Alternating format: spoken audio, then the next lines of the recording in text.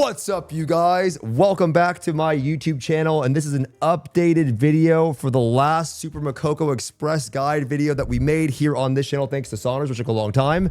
And a lot of you guys have been coming by my channel asking me what you should do now that the recent patch has dropped and the event is live with female paladin, aka Valkyrie. And I just wanted to give you guys some advice for those of you that are entering the mid or potential end game of Lost Ark. This video is going to be a little more scuffed than the last one because it's not really as complete of a video as the last one, but I do want to give you guys some advice so that when you do come by my YouTube channel, I can just tell you it's in the video. So I have a few examples that I'll show on the screen. I'm going to give you guys a little roadmap on what I would do with the recent patch that has just launched. Future Stoopzz here.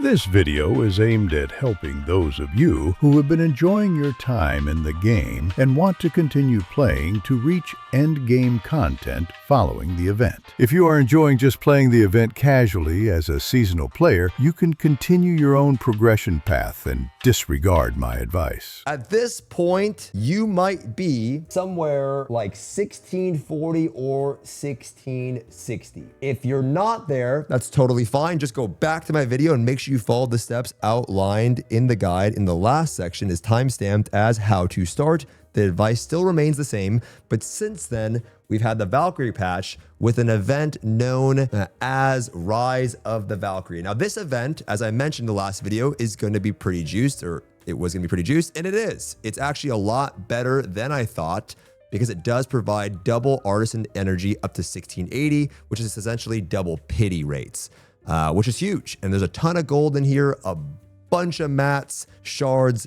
More importantly, there's huge Hellfire books, which will make the push to 1680 even easier. And also another set of 4 level 7 gems. Okay. Another nice thing that I'll talk about later in the video is there's something called Karma Point Potions, and we'll touch on that a little bit more later. Okay.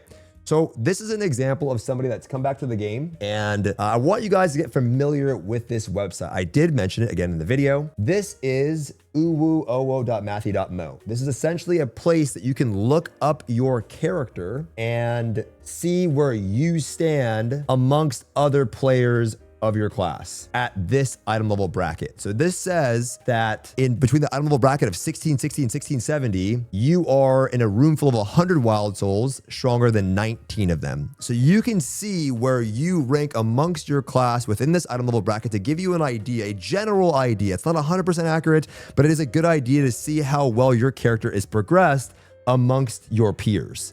And so it's a really good tool to use to know ready or not to move on.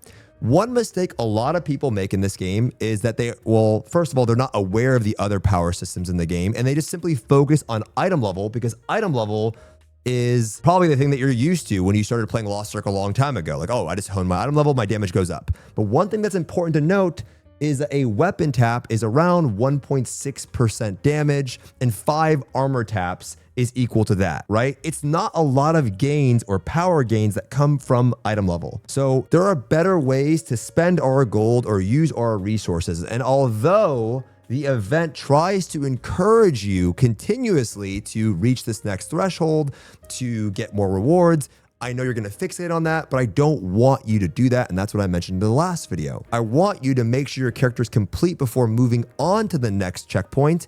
And when you get there, there's rewards that will assist you in moving forward when you're ready to do so. You don't have to just keep chasing the item level. And so we're going to talk about that a little bit. So I'm going to assume that you're 1660 at this point. If you are not 1660 at this point, that is completely fine.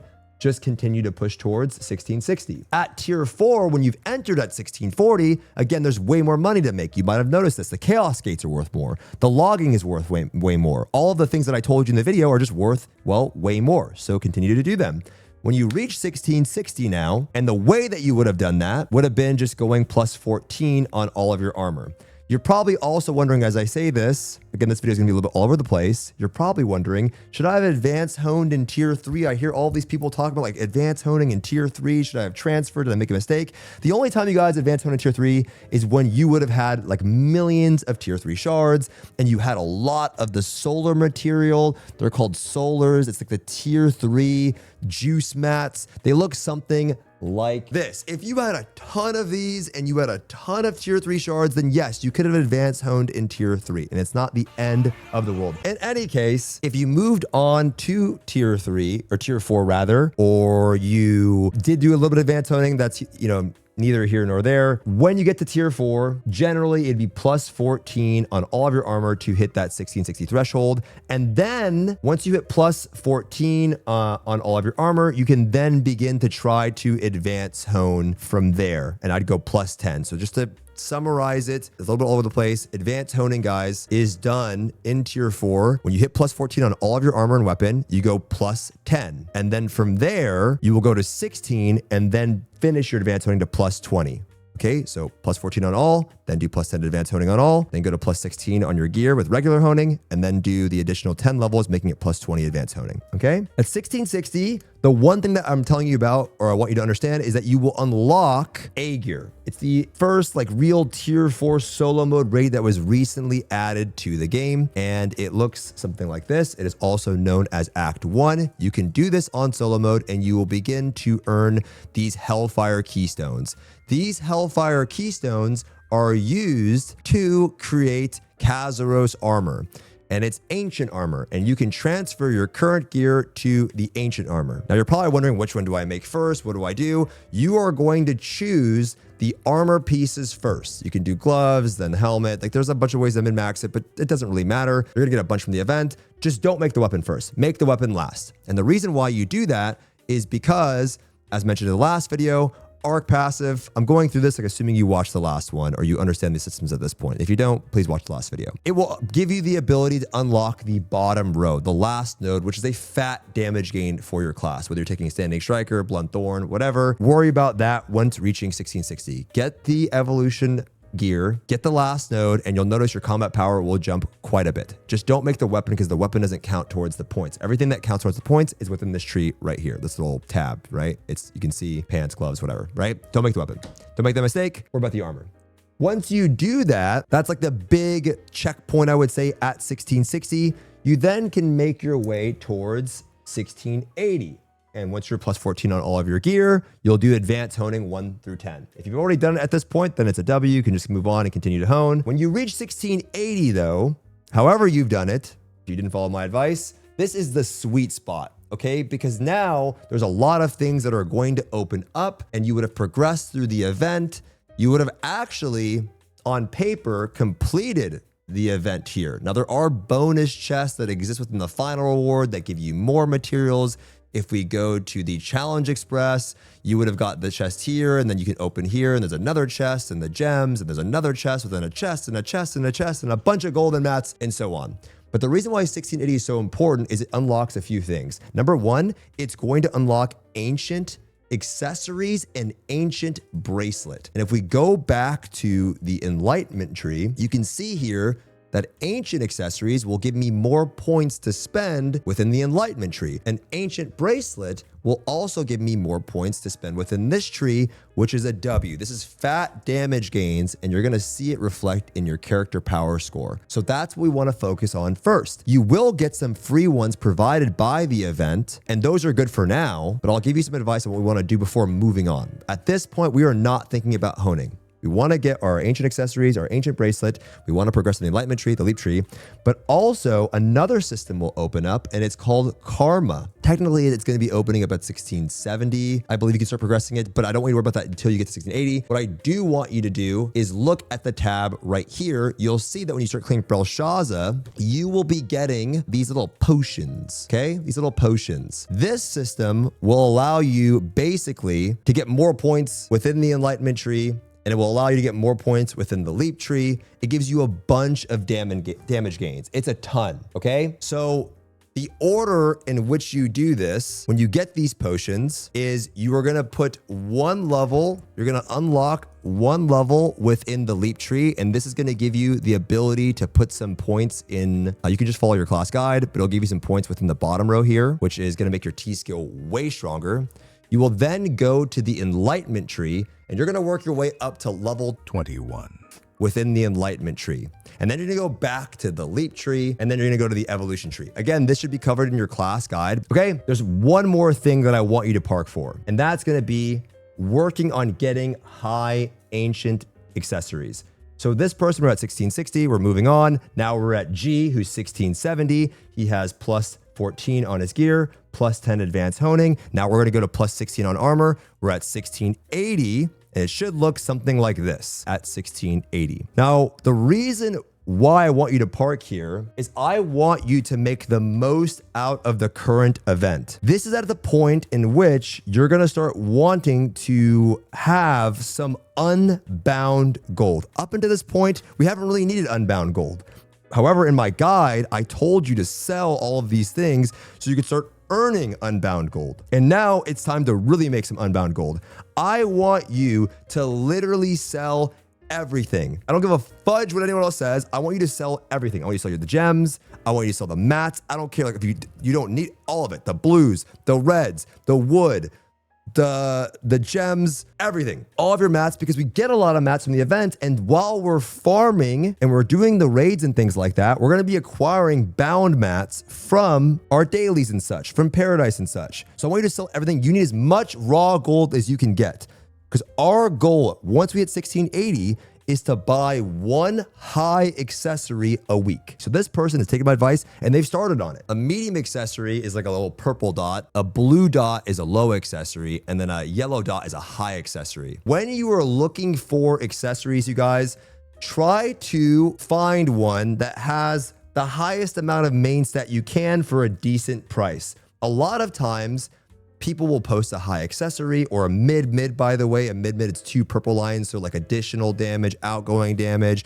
or like weapon power percent, attack power percent. That's actually better than a single high, but just that's again, either a high or a mid, totally fine. When you're looking for an accessory, these are the stat ranges that you will find. So ignore the unrefined. That means the accessory has not been cut yet. You can cut your own accessories and maybe get lucky. You have level 1, level 2, level 3. Level 3 means it has 3 lines. It's been cut fully. Okay, so you'll probably be looking at level 3. This is for neck, earring, ring. This is the min stat that can be on the item. So it's dex, intellect, strength. This is the max stat. So try to find one that's closer towards the max stat. If they're both, at the same price and one has less stat, don't scam yourself, right? Because if there's a 2,000 difference between the two in terms of main stat across all of this, that's almost half or more than half of like a low, ear or ring, right? You're getting almost like half the stat of an item. So I would definitely try to find one that's on the upper side so you get the best bang for your buck. Stoopzz in the future here.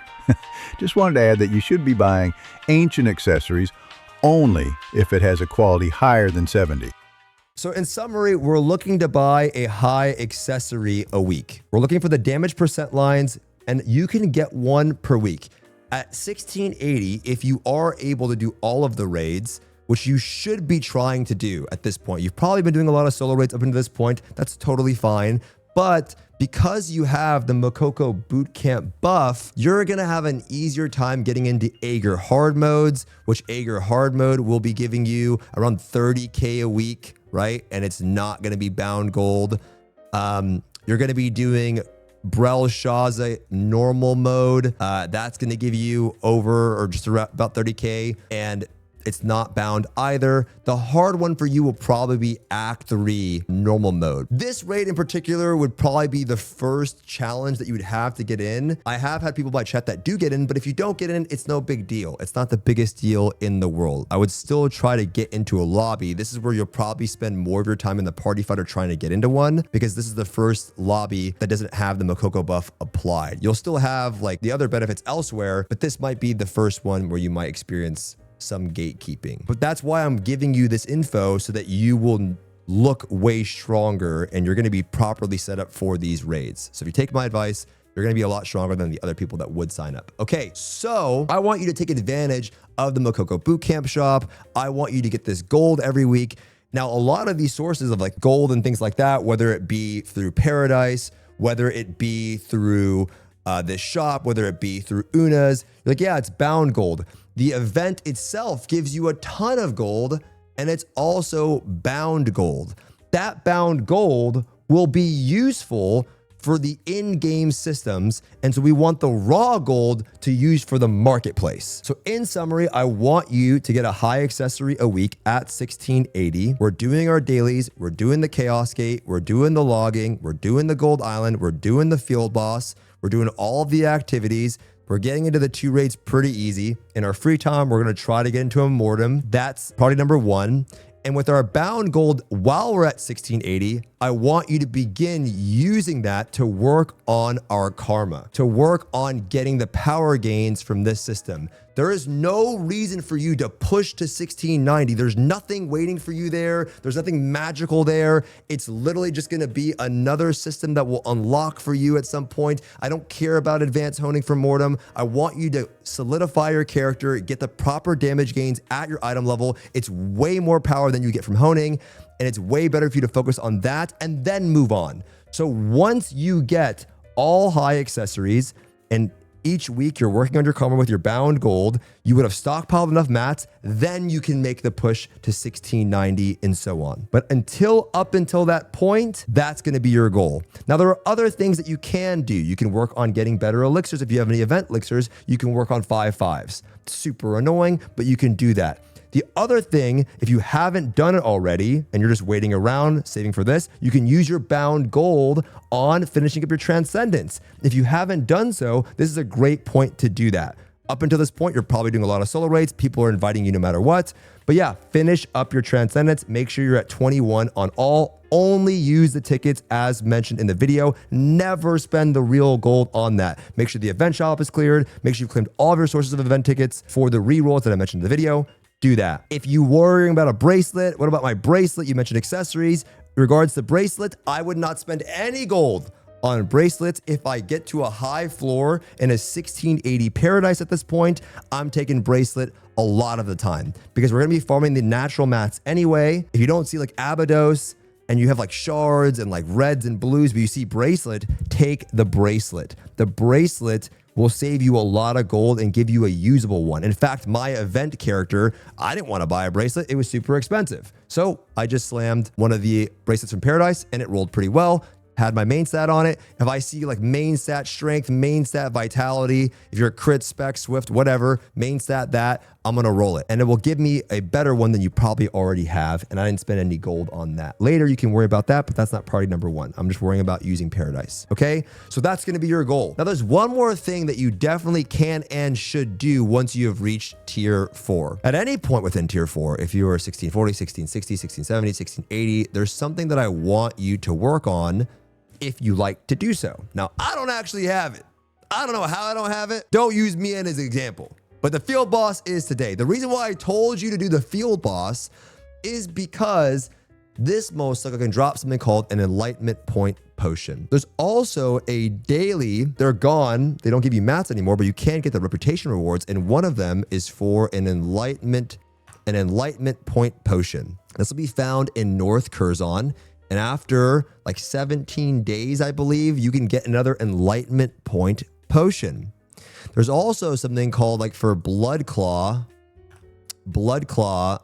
dailies. And what this really is, and I will link it in the description box below, guys, of this video. So you can just look at a written guide by Maxroll. It'll tell you how to get all of these, all of the sources for these. Enlightenment point potions give you more points within your enlightenment tree on all of your characters. Okay. And if you're able to get all of these points that are available to you, you can actually unlock the bottom node before 1680, which is nice if you have any alts. But if you're at 1680, it will actually give you an additional point to spend within the tree. And that's usually on average like 1 to 1.5% damage. Sometimes it's more. Now you're like, what's the point of 1.5% damage? That's a weapon tap. Right? That's the difference between having a 24 and a 25 weapon. That's the difference between having a 25 weapon and a 26 weapon. That's the same thing as tapping your armor 5 times. So that is a lot of damage for literally free. Now, the Blood Claw thing that you're probably wondering, what is that? It's a new collectible within tier 4, and you can actually look at the view rewards, and you'll see that if you collect 2 of these pages, you get another point potion. So you'll want to start the daily, as I mentioned, for the Blood Claw map in South Remeria, which is unlocked at 1640. You'll want to start this daily. You'll also want to do the daily in North Curzon for just the straight up potion. And you can see all of the sources for the Blood Claw charts. Like you collect these fragments essentially, and it gives you a full map. So you get all the fragments. All of these sources will be in the description box below, and you can find them at the Blood Claw Chart Collectibles guide. It will tell you how to get every single one. It's not hard, guys. This is not super grindy. You just spend like a couple minutes on it a day and then you're done. You just want to start the process. If you don't want to do this sheet, you don't got to do this sheet. But you should at least do the world boss because it drops the shred up potion. And I would get some of that stuff. Stoopzz in the future here. Make sure to continue your life skilling. And if you're logging in Tier 4, this is the spot I use, which is located in South Remeria, inside Jan's Path, following this L-shaped path. And then you can come by my stream, ask me additional questions in the future. Hopefully you've been having a good time playing Lost Ark. It's a great time to play the game. It's actually a lot more fun than it used to be, and hopefully you've realized that. And if you don't like the game, it's all good. With that being said, there is no shame in completing some of the stuff and then going off and playing other games and waiting for another event. This event actually gives you support all the way to 1700. So if you do continue to play, it's a W. And the boxes actually stay there. Unlike some other games, most of the stuff in this game doesn't expire. You can always finish it up later. Enjoy your time in the game, and I'll see you all next time. Oh, shit!